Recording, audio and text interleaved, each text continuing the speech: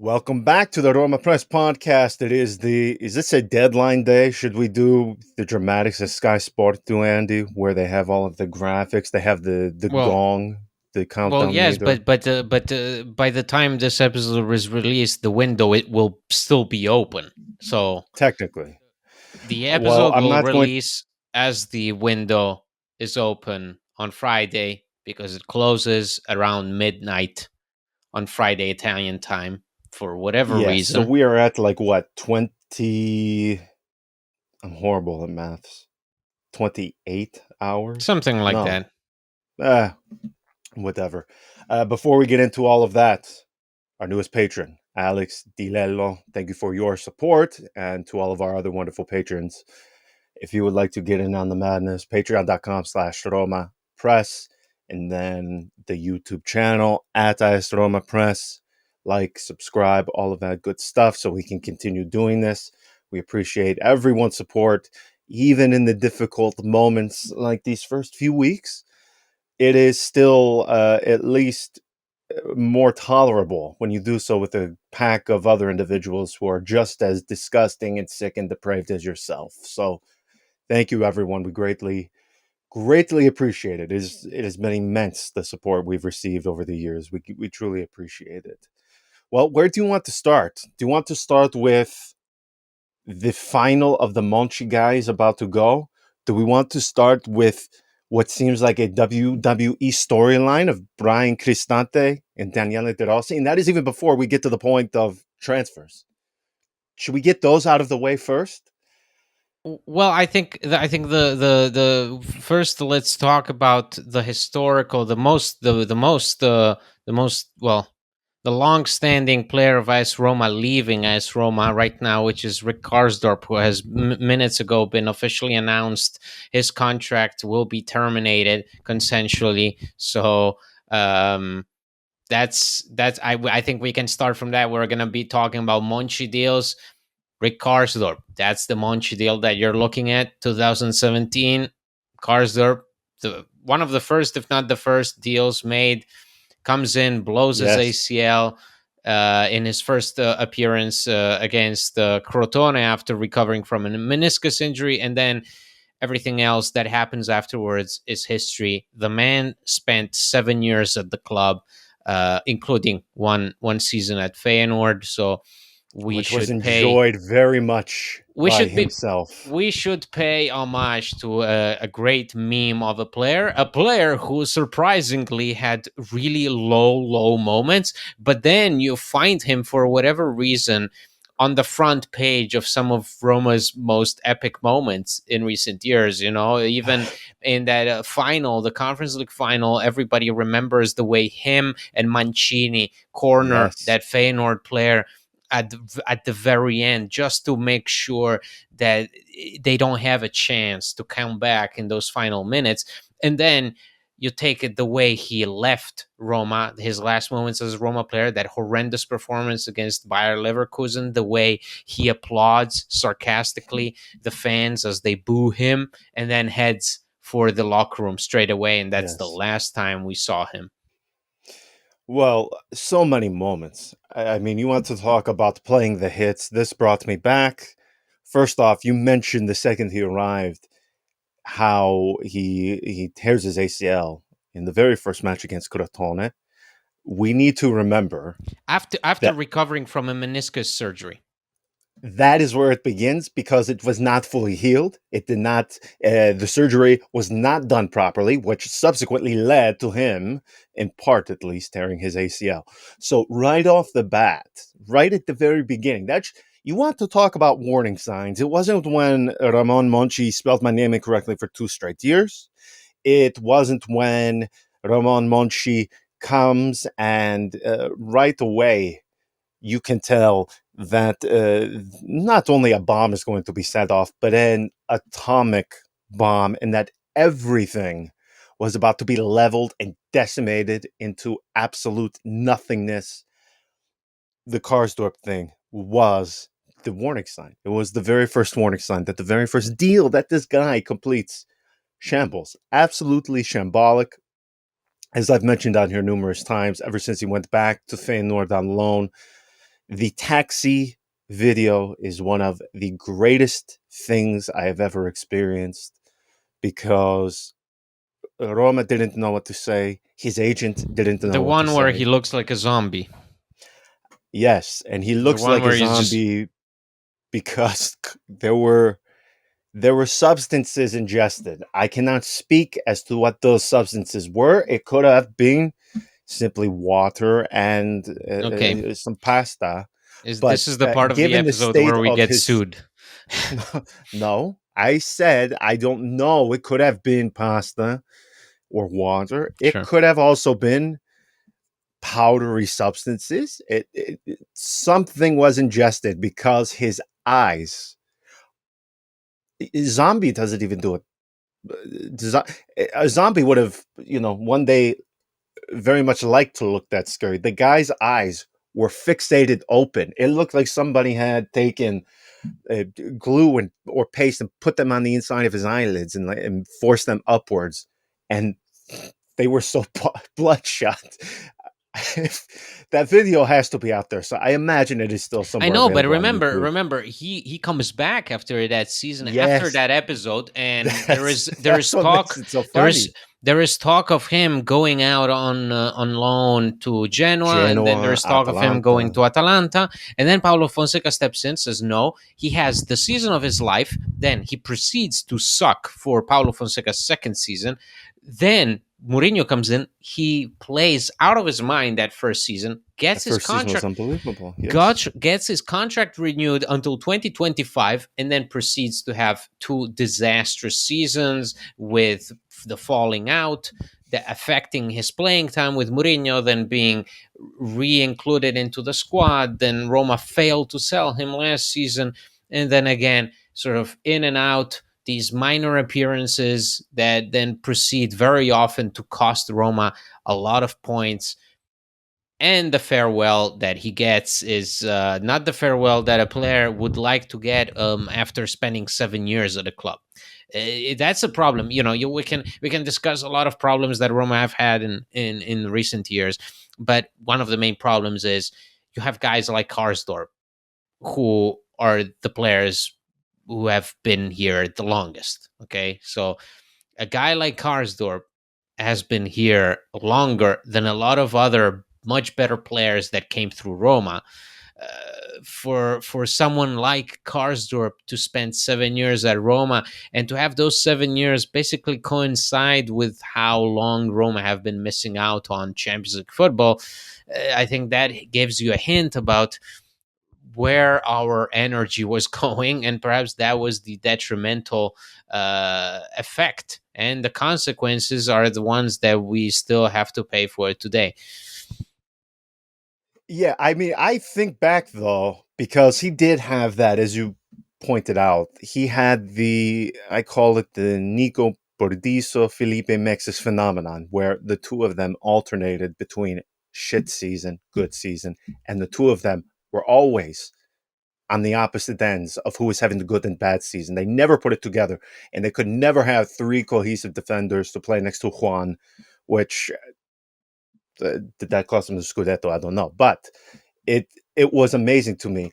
I just pulled up his full stats from Roma. I had recalled that if you remember that Conference League run, first season of Jose Mourinho, he was so good.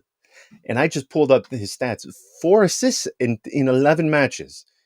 Now compare that to your friend, the Polish No, Jolly. John. No, John. No, we've gotten. I don't know if you've seen it, Four but assists in 11 matches. we got so much hate on the He recent was video.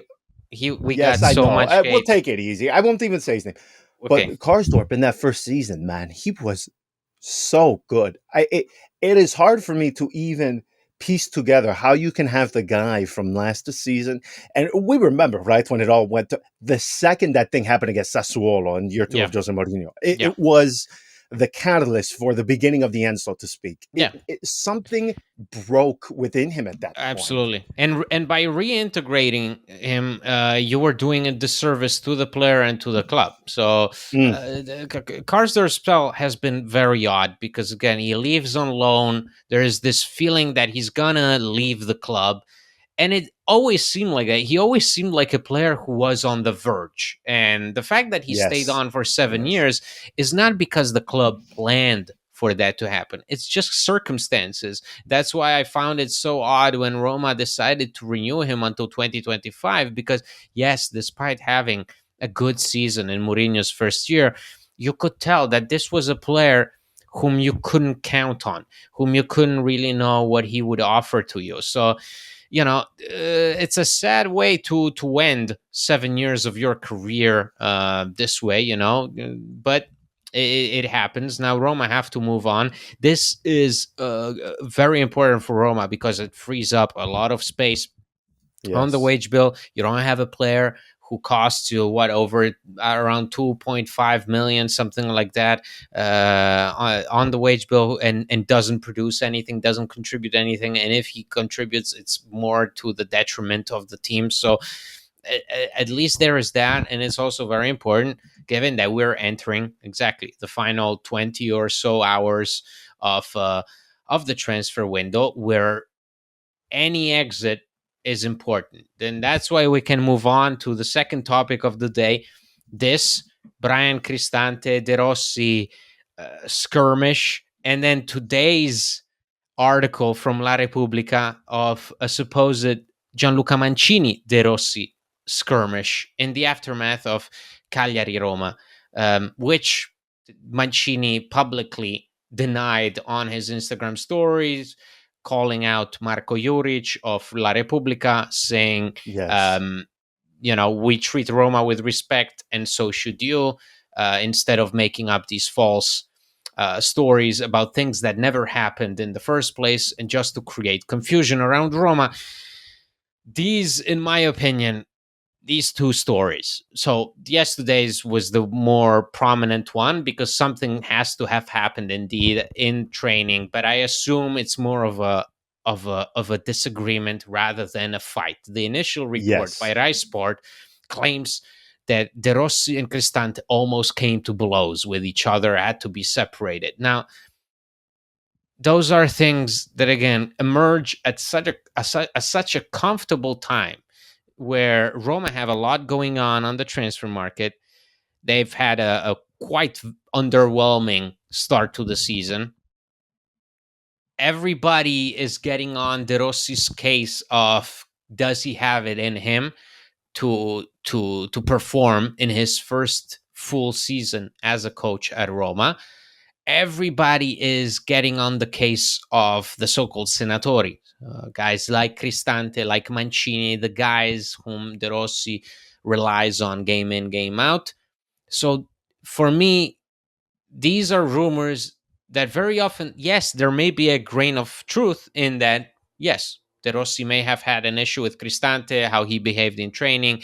The story is that Cristante lost the ball, he didn't recover it, he didn't show the urgency, and De Rossi was angry because those are things you then see in games. If you make that error in training, you're likely to reproduce that error in a game, and that's something you cannot afford. But that's a long shot from saying they came to blows. And that rumor is too convenient at this point in time for it to be just random. It's a rumor that is aimed at something. And the Mancini is not too far off from the truth, which is there's people who have it at heart to create confusion. Because confusion creates clicks, it creates money, it creates people interested in the subject. It adds drama, and the situation Roma are in is all about drama. Poor start to the season, late transfer market moves. All of it is right there for the taking. So hey, you know what is more convenient than that? It's to add a story about a coach beating up a player. This is one of those stories, and this is something that is so. When we talk about the ambiente Roma, this is one of those stories that drives me mad because it starts with a grain of truth. And in this case, this is coming directly from Roma, by the way, because obviously we are going to contact them when this happens, and they came out flatly to say it was any sort of blow. They called they called it a normal dynamic between a coach and the player. which is exactly what I think it is. If listen, the media, when you go to Trigoria, you do not have access to the full training session. You do not have access to the majority of the training sessions. In fact, you have a very brief period where you are able to view, so you get the smallest of windows, the tiniest glimpse as to the dynamics between the coach and the players. And by the way, they're fully aware, and they're, as you would expect, more on guard when the media comes to watch. This is something that is such a non-story to me. Man, I'm sure you saw the patron group chat when this happened. I mean, you would have thought that Cristante committed a homicide on De Yeah, yeah, Rossi. yeah. It was, but it's that, but that's the kind of reaction that They someone want, that is what they like want. Juric wants, that someone at Yes. Sport wants, is to elicit that kind of crazed reaction where there's not even a question of did it really happen. It's, oh my god, it happened. Let's get Cristante out. De Rossi, he looks lost. De Rossi, he's losing authority. Those are all things that a headline like that wants you to come up with and feel and think. So that's Yes. the problem. It's because it starts with a grain of truth, which is a coach having an issue with a player not following certain instructions during training, bringing up that issue to him, discussing it with him. A training session can always include swear words, because I saw that Yes. reports was like, there were even swear words thrown around. Do you honestly think that can lead to a word in training? Do you do you really That honest? is one of those things, man, where on paper it reads so much worse than the actual situation. It's one of those things where if you are not there, if you are just reading the words, it always looks worse for every situation, even the briefest disagreement between you and the partner. Being there, it may seem like a non-deal, but you write down the words and you read them on paper. It is always without Yes, yes. exception 1,000 times worse, always Hmm. and forever. And the thing too is, you are starting with this this grain of truth, and it just takes the slightest tweaking, the slightest hyperbole to distort something that goes from a player and the manager having a disagreement. They swear. Do you Right. think players and managers don't swear at And, each other? Do you not? I and mean, that's why, and this is why I still think that someone inside Roma is not happy with the purge that's going on, and someone will get purged very oh, we soon. have a rat. We have a Is that what rat. you're saying? It's Oh, it's that it's that scene in The Departed where Jack Nicholson does the "Do you smell that?" to yeah. Leonardo DiCaprio, and then he drops a gun and he says, "I smell a cheese-eating fucking rat." That's what we have at Trigoria. Because, mind you, John, I there are things before publishing on the website, I will wait for more outlets to pick up. If there is, for example, an outlet that I respect and publishes the news, I'll do it. But there was also a news in previous days that I didn't republish because nobody else echoed that news. But it made me think there is someone in Trigoria who doesn't have the best interests of the club at heart. Because first, Lina Soloku and Daniele De Rossi was the story. They came to have a very heated discussion and traded very aggressive words toward each other with regards to the transfer market. That was a story released by El Messaggero a few days ago. Um, the same newspaper, 2 days later, interviews. I don't know if you saw it, but I think it's so sad to see someone in that condition become so disillusioned, become so delusional, and so completely cut off from the rest of the world.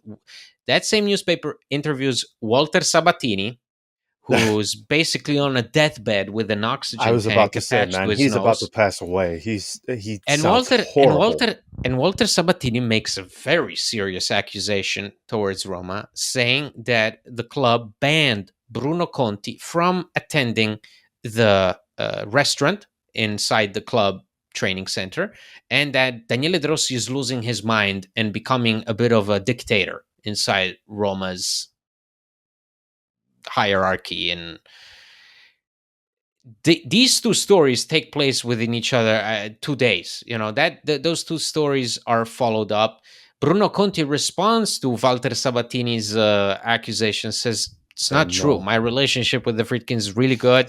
Bruno Conti holds a very important position at Roma. He's the head of the youth program.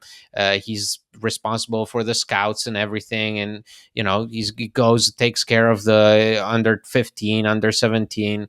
uh, so he's very active at Roma. He comes on, he says it's not true, I have a very good relationship with Roma. Walter Sabatini persists and says, well, of course Roma forced Bruno Conti to say those things. Now, Right. in my mind, there is something wrong there, as in there's someone there, there's a middleman in this story who is working at the club, is not happy, and is spreading this Oh vitriol my at this very gosh. difficult moment, because it's a difficult moment. Roma have to get it right. If Roma get embarrassed by Juve and you go into that international break with another defeat to your name, with 1 point, Yes. humiliated by a team that is going to be deemed superior by you, because they got Juve are flying, they're playing great, and Roma instead, they're not.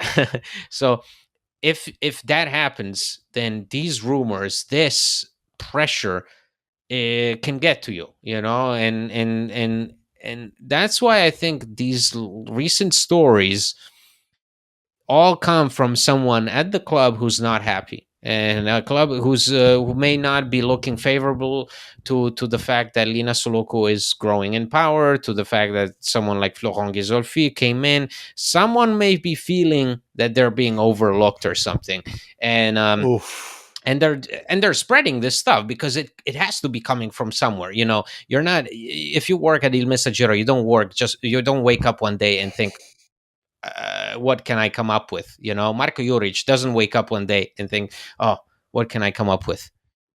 Well, I don't want to S my own D, so to speak, but this is something I talked about in a Patreon exclusive episode, I think last month or the prior month, because I couldn't agree with you more. This reeks and brings me back to the days of Baldissoni. It brings me back to the days of Zanzi, where you have two factions. You have one side leaking to Teleradio Stadio and Il Tempo, and then you have another side that leaks to Sky Sport, Corriere dello Sport, myself, Pagine Romaniste. You had two factions. One faction was that the Baldissoni, and the other was enter name who flows down the line after Zanzi. This was something I was afraid of. Now, in fairness, in the past, there have been players that are more liberal in their speakings with the media. One of the ones I relied upon most, I said I would reveal his name after 5 years. It hasn't been. I haven't put the 5 year moratorium is still going on. I have to find when he left. I think it was 2022. So there's still a few more years left. Once the time limit is reached, then I will say who it was. But there is something. It is very odd. Now, part of me wanted to say that Sabatini, this is a guy who is sitting in his bed all day watching television. If you want to see how, like, your crazy uncle on Facebook gets into Yeah, conspiracy theories, like this is where it begins. It begins with it begins with that. It begins with him sending Salernitana straight to Serie B. His spell at Salernitana was, all the evidence. All our beloved patrons who are still calling for his name. That's all the oh, evidence you need to know that some things are better left in the past. Okay, yes. Walter Sabatini It, right now is not the Walter Sabatini that inspired you in 2014. Okay, that's 10 years ago. he is the best because, as you know, he still has the desire to smoke the occasional red cigarette, but he does so whilst on oxygen, which is a fantastic indictment on the guy. It reminds me of Johnny Sack in The Sopranos, right before he Of passes course. away from lung cancer.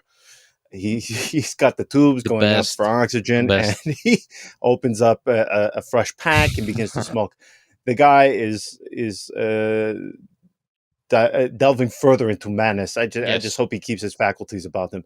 So okay, we're going to put that to bed. I can't believe we spent more time on that than the No, but King Rick it's Karsdorp. no, yeah, but It, it's fine. It's fine. It's important because a lot. it I think speaks to a broader problem that has it's always been there. it speaks to a broad, but I can Is imagine that if you're not familiar with the media landscape of Roma, if you just started following Roma, say 2 years ago, and you read these news, it will hit you. You will be scared. You're like, oh my God, what's going on? Is what is happening at Trigoria? But these are the oldest stories in the book. Okay, these yes, are these are things that Daniele De Rossi himself has been subject to since forever. Okay, Daniele De Rossi, do you know the kind of stories that were made up about him in his first marriage? Do you remember the mm, stuff that used to come out about him during the Zeman years? I mean, if there is someone at Trigoria who knows the kind of stories that get told about and around Roma, it's De Rossi. I even remember when Paolo Fonseca, remember Paolo Fonseca was still here, there was a story of Edin Dzeko and Lorenzo Pellegrini, I think basically ganging up on Paolo Fonseca and humiliating him and training and, doing all kinds of things. You've heard these stories a billion times. There is always, sure, a grain of truth, but that grain, whatever you make out of it, it makes a huge difference. So I'm just saying, beware, watch out, take everything with a bit of skepticism. Don't take everything at face value, okay? Just and I think it is good to remind people if you are newer to to Roma, Serie A, the landscape. Even if you've been following and you haven't been to Rome, you haven't been to Torino, the attention Roma get from local radios, the newspapers, it is a factor of 5 to 7 times that of Juve, of Milan, of Inter. It is ramped up to a factor of 10. and people listen to that. Like we are in the Yes, Twitter bubble, right? So you can see these stories get debunked on Twitter. You get all the updates from RomaPress, or you get all the updates from Pagina Romanista, whatever.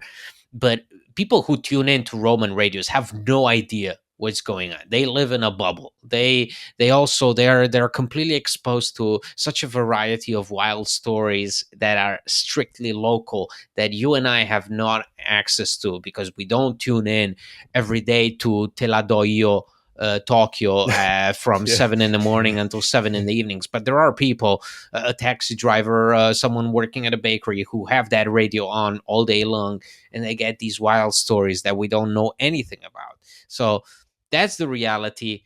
We got the drama out of the way. If there is a difference in viewpoints between Daniele De Rossi and Brian Cristante, I'm sure it will get resolved, and will not have anything to do with Brian Cristante getting shipped out of Roma, despite our patrons personally pushing for it. I think what is going to happen next is Roma will get rid of Bove and Tammy Abraham, which are yeah. the concrete operations Well, hold that on. Roma. Let's start there because Yes, Bove's agent Diego Tavano messaging him, and right who's been now, bothering everybody for months. when an agent proactively contacts me, I know there is a problem, and I know you want to talk about the ambiente. I mean, they want you to shove your head so Yes, far up your own backside to repeat what you know is about to be garbage, but still, they if you play along, sometimes they will say some things. Now, he is saying that at the moment, Eintracht Frankfurt, that's where it looks like he's going to go, but we don't know because Nottingham Forest from the Premier League are also interested in him. The one thing we have been told is that he doesn't want to go on a permanent deal right now. He would prefer a loan because he wants to come back to Roma. Hopefully, he's able to find a better situation when he returns after a year of playing consistently. You're not going to raise any issue about a loan for Edoardo Bove. Yeah, I can't imagine anybody is going to throw any sort of listen, issue or have any listen. problems with this. The deal for Bove is not the deal that you're gonna monetize from. right? Bove just frees Correct. up space. The money that you need for the midfielder, that Roma want, is coming from Tammy Abraham. That's the money Yes. that you need. Bove is just freeing up space. Bove is just a midfielder who's not being used by Daniele De Rossi, and therefore his value is not increasing. His value is actually decreasing. So you might as well give him a chance to get a shot somewhere else where he has the possibility to get consistent minutes, because what's the use of having him rot on the bench? I Yes. see people, well, why don't you get rid of Cristante and keep him? But Yeah. if Bove doesn't work for De Rossi, Uh, why do you want to keep him right now? Why do you want to hurt him? Because you're Why would hurting you put that him. pressure on him too, Yeah, by the way? Well, that's not fair to him. he hasn't played. He has played 0 minutes so far this season. Correct. Clearly, he's not a player who's being considered by De Rossi. Let him go. Let him experience consistent minutes elsewhere. Because if there is something Roma cannot afford, is exactly having players that don't contribute anything. Okay. And I agree. I hear you. Bove has quality. Bove can be useful. But right now, Bove is not useful. Right now, Bove is just warming up the bench. So you might as well give him his spot to someone whom De Rossi likes and considers and will include in the rotations. And that's what Roma are doing right now. So with Bove out, with Tammy Abraham out, hopefully Roma are getting rid of two players whose contribution right now is quite questionable, whose departure could unlock other possibilities, other opportunities for Roma to hopefully get better.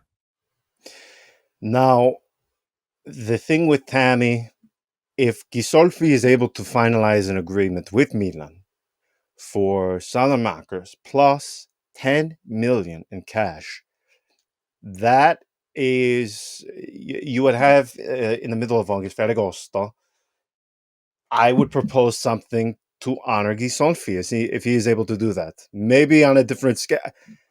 To get Andy, you and I To have get seen every anything, second. for Abraham, to get anything right now. I mean, we are talking of a guy devoid of value for 2 years, basically. 50. Yeah, yes. I mean, 2 years, really, the because I last would time he stepped say, on the pitch, yeah, year two of Jose Mourinho with him yeah, was yeah. That's what horrendous. I'm I mean, saying. some of those It's misses play so vividly in my head. I mean, we are talking about sitters that yeah, they are not similar to the one of Eddie and it's Dzeko not against even, Palermo, yeah, where post-steroid Maicon delivers it to him on a platter and he somehow yes, sails it over the yes. bar.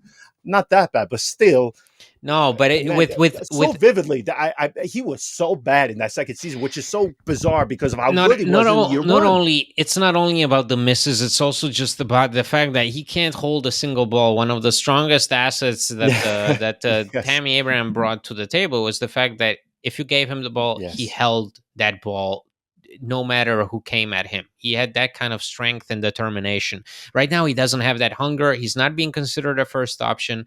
If I was a Milan fan and this deal was in fact going to conclude successfully, so with Tammy going to Milan, I'd be furious, because Yes. Tammy Abraham right now is not a reinforcement. Any team that gets Tammy Abraham right now is not getting a player who's ready. I may be proven wrong. Tammy Abraham may have a good time at Milan, but if you're asking me right now, am I happy by going out of my way and getting Saelemaekers and 10 million? I'm very happy, because Saelemaekers, I'm one of the biggest critics of a guy whom I considered mediocre for the most part of his career. I He think is, but he only scores against you, so that in and of itself is exactly. worth it. And also under Thiago Motta, he showed I think a consistency that he hadn't shown with Milan. Obviously, Thiago Motta made that whole system work, but Saelemaekers, along with Calafiori, along with Zirkzee, was one of the Yes. better players for Bologna last season. Um, but that's beyond that, because with Saelemaekers you're addressing an issue of the winger, and then you get the cash, and that's the thing that really makes my jewels jingle, because I'm just Oh to my get God. anything out of Tammy Abraham right now, even a can of beer would be Close an this achievement, window now. because Jules jingle. you just you just look at those friendlies. It's preseason, and Tammy Abraham looks lost. Already in preseason, he looks lost. You watch his cameo against Cagliari. Um, I think he lost more balls in that game than anyone else on the pitch in those like 5 minutes of playing time. Okay. Just horrendous, a horrendous performance of a player who lacks any kind of confidence and is unable to get out of his own head, lacks pace, lacks even exactly that physicality that made him the point of reference for the team in Mourinho's first year, where you could get him any kind of ball and he would keep it and allow players like Zaniolo or Pellegrini to come in and help him out and score eventually. That's what he was doing, besides scoring himself. Right now, he doesn't offer you anything. So if you're Roma, you take that money, you run, and you invest it in a player that could be useful in the middle of the pitch. It has the air of one of those spam emails. Like that's what this operation feels like. It sounds way too good to be true. Like And I, that's why I I would be careful, John. I don't know what will happen. This episode will release. By the time this episode will release, I assume we will know if the deal gets done or not. Okay. So I'm just praying that whoever listens to this by the time the episode has come out has a clearer understanding of what's going to happen and doesn't laugh at us, because deals like this ones, the swap deals with the where you have to also agree on the fee, on the price tag, right? Because you have to understand, well, Tammy Abraham, what's his valuation? Saelemaekers, what's his yeah, value? These are all complicated. we need to clarify. And by the way, Jules Jingle, I'm writing down on the list because again, my oldest begins to watch it. She for the first time, my uncle Valentino used porco teo. You know, if you're from I'm Veneto, you sorry. don't say porco dio, you say I'm porco sorry. teo. I'm sorry. There's no D, there's the T. So I had to explain what that meant and why we I'm don't say sorry. it. So now Jules jingling is something I'm going to but anyway, this this thing with Tammy, it seems much like Karsdorp in the era of men. You look at the welcome juxtaposed to the exit, and there is some bitterness there, in my opinion. Obviously, the injury changed everything, but that second season was so astoundingly bad that it almost felt like even prior to that injury that there was something had changed with him at Roma, and it would not end well in the manner in which it began in that first season when he was just unbelievable. Um, let's also talk very briefly before we go about two new reinforcements that Roma got. They welcomed, I think, one Monday and then the next Tuesday. Or was it, did Danzo, I can't keep this stuff No, straight. Danso arrived yesterday, so Okay. we got Saud Abdulhamid on Monday. Gets announced, gets to get his first training session. Danso arrives yesterday. Today is his first training session before Roma And by announced the him way, officially. I want to speak about South very quickly. People, if this guy is so good, why are they letting him go for 2 million? I think two Yes, or three of our okay, patrons said it, and you addressed it, but I just I want to say on the addressed it. podcast. Oh, the transfer fee, you should never, ever, ever, ever, ever, ever, ever make a judgment straight away about how you view a player on the transfer fee. I mean, man, we have people who go into transfer market and they'll copy and paste and they'll say, "Look at what this guy's value is, and look at what we're paying. We're either paying too much or we're not getting enough for this." It means nothing. It means absolutely nothing. And the guy had 1 year remaining on his contract. So just please, listen. Not even I will less, listen. less, John, less. Yeah, His I contract will was about to listen. expire in December. December, yes. So I will listen to most points of view, but we cannot begin from the standpoint of, well, his transfer market value is 3 or 4 on transfermarket.com. But We can Roma easily say we don't know being, anything about the player. Okay, yes, we you don't know didn't anything watch the about. Saudi league. Nobody did. Nobody did. That's Stop why it. I'm just saying Stop this is. this. I'm just saying this is the wrong podcast to listen to if you want to have some insight into guys that we don't know anything about. I'm not gonna Right, yeah, because I mean, I'm not gonna we could be spend like an the afternoon Boulevard doing a scouting to report I'm not going to spend an Yeah, afternoon doing a scouting report on Saud and coming up with my enlightening conclusions as to what his best qualities are. We're not going to. It's fine to say I don't know what to expect from this guy, and it can go either yes, way because that's the reality. Always with Danso, this is a player that you may have heard more about him. Plays very strong player, with man. plays I plays am plays so excited. plays with Lens in the Champions League, wins Best Defender of Ligue 1, is pursued by Napoli last year as Kim's replacement, but chooses to stay at Lens. Even, I think, renews his contract at that moment. Yes, Um, and then Roma managed to get him for whatever reason they do, and it's a treat because I think this is also a guy who gives De Rossi the kind of options that he wants to have in yes, defense. Given that Chris Smalling is your only other defender on the bench, and he's again just about as useless as Tammy Abraham or Edoardo Bove right now, you need someone who can give you that consistency, that strength, that leadership as well. Danso was lights out for Austria in the Euros, and he's just there. You can say, okay, I expect this from this guy because from Danso you can expect something. You can expect a quality defender who can give you the needed flexibility to switch from a four-man defense to a three-man defense, who can also be a threat to someone like Gianluca Mancini and put him on the bench. So okay, but with Saud, we're looking at a guy whom we will have to take a gamble. We'll have to take a chance. 2.5 million, correct. coming from the Saudi league, first Saudi player in the history of Serie A. Welcome to him. The point right now is to get this transfer market out of the way, focus on the game, focus on getting the team reacclimated, focus on getting these choices right, because you're going in and you're going to be facing on Sunday a Juventus team that feels super good, They're super flying. prepared. They're flying. Thiago Motta is making some bold decisions because he's Yes, not he's not starting Douglas Luiz, who was considered the best signing they've made so far in the yes, window. He's not starting him. You know why? Because he thinks other guys are in a better condition than him, so he's putting those guys in.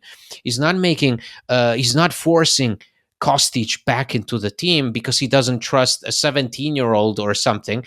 No, he's putting the 17-year-old because, in his opinion, the 17-year-old right now is responding better to his instructions. So that's what we also have to do. And that's why I'm scared of this Juventus match, because you're going into a stadium where you haven't maintained a clean sheet in 23 years. You're going into a yes, stadium that is notorious for making you basically play like a victim. Uh, yes. you, Pissing the bed, even when you're the better team. I yeah, mean, the yeah, one with Patrick Schick, man. I yeah. just So that still makes me at the sick. worst moment, because if you need to respond to the critics, if you need to respond to the noise that's been going around, floating around above you, that's right now. Roma have to respond to these rumors. They have to respond to these stories, and they can only do so not via their official website, not by answering reporters' questions. It's by winning on the pitch. And right now, you are facing a team that has won two games and they've done it in a very dominating fashion, whereas you've Yes, struggled. You've struggled mightily. So you have to get your stuff together. See, I'm doing the family friendly version of it for your daughter. And you just have to get it right. The problem is that I don't. If you are asking me if I'm hopeful for Sunday, I I'm not already hopeful. Be serious. I I'm not. already You're not. know. I already know, John, what kind of mood we're gonna be in on Sunday, where we connect late in the evening, and we have to talk about yet another result at Juventus Stadium, where Juve just, as always, snatched our souls. I am Right. already ready, and especially I if you've seen who will be the referee. yeah. Get ready. I, I mean, all of the ingredients are there. It is. It's Guida. So most of you probably already assumed that's who it Guida was. and Di Paolo. Yeah, Guida is the guy who. I mean, just take any number of bad refereeing decisions that have gone against Roma over the past 3 years, and they all have one suspect most of the time. And in fact, the funny part is he doesn't even have to be the one on the pitch. Remember some of the VAR gems he has been responsible for? Yeah, absolutely. So Um, so whether he is physically on the pitch or not, he still manages to influence, often negatively, the matches of exactly. Roma. Um, And that's only before the we, referee. And then there is the team. yes, well, And the team, we already know what we saw from the team. So the encouraging factors going into this match amount to zero. yes. The only thing I want to say, and this made me laugh, when Roma officially made, well, he isn't official yet, but Danso will be official in the coming hours. In our Patreon group chat, there are people saying, well, what are Roma going to do now? Who goes to the bench? Is it Mancini? Is it Indica? What happens? What about Smalling? Is he not going to come in at all? I just have to laugh because you want to talk about gluttons for punishment. We complained of no depth, and then There depth is comes, always and a then we find problem, the John. problem. We There find the is problem always a with problem. who's going to be Always. on the bench. Do you There's always a understand that problem. this is normal? Good clubs, high You can't functioning have both clubs. things. You can't have depth and no depth. Like you can't have depth but also have everybody on the pitch at the same time. It just doesn't work that Last way. weekend, the complaint was the only alternative in defense is Smalling. Okay, so they make a. I don't. I want to underscore how good Danso is. I am over. I was thrilled with Indica, but Danso, the level of versatility I think he provides to Roma, I think is something that could be a huge asset because, as you Sure. said, you can play three at the back now. He He has the can play in quality the to basically bench any one of those guys. He can yes, easily bench yes. Mancini, he can easily bench Ndika. That's what depth is. That is what Do we depth remember is. what happened when Indika went to the Africa Cup of Nations last year? I mean, Yeah. this You is had to go back to Llorente. There was that correct. difficult, probably the most problematic stretch. Indica Yes, left to the Africa Cup of Nations the he moment comes he back with was. no Jose Mourinho. Yes, and but he left the moment he was becoming really important for us. He Yes, left. Remember, he correct. has that wonderful performance against Juve around Christmas time, and then leaves. Yes, And Roma struggle mightily. So you have to compensate for those moments. That's depth, is to be able to build a reliable rotation where everybody feels appreciated, everybody knows what the main ideas, what the main game plan is. Right now, Roma haven't shown anything of the sort. It seems like nobody knows what's going on, which is very troubling, but that doesn't mean that they can't make up for it soon. I'm not saying this Sunday because, again, I think it's going to be very, very, very, very, very, very, very difficult to see Roma get anything on Sunday. But after the international break, hopefully we can get this ship back up and running. yes. All right. Fingers crossed for the match against Juve. We will be back after that. Until then, ciao.